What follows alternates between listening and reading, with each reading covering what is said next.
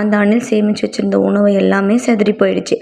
அந்த அணில் வந்துட்டு இப்போ என்ன பண்ணுறதுனே தெரியாமல் அது முழிக்க ஆரம்பிச்சிருச்சு. அப்போ இன்னுமே அதிகமாக மழை வர ஆரம்பிச்சிருச்சு.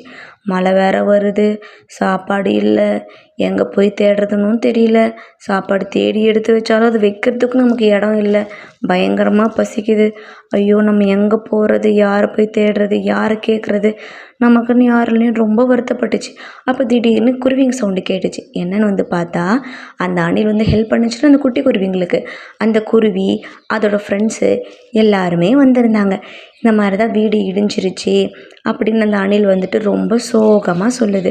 அதுக்கு அந்த குட்டி குருவி சொல்லுது, நீ ஒன்றும் வருத்தப்படாத, நான் என் ஃப்ரெண்ட்ஸ்லாம் சேர்த்து வச்ச உணவெல்லாம் இருக்குது, அதை நீ வேணால் சாப்பிடு.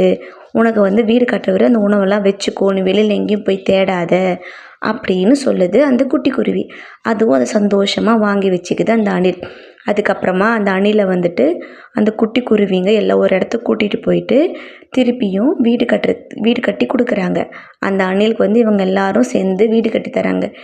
இதுலேருந்து என்ன தெரியுதுன்னா, நாம் ஒருத்தருக்கு எதிர்பாராமல் செய்கிற உதவி வந்துட்டு அது நமக்கே வந்து சேரும். அந்த உதவி நமக்கே நல்லதாக மாறும். நன்றி.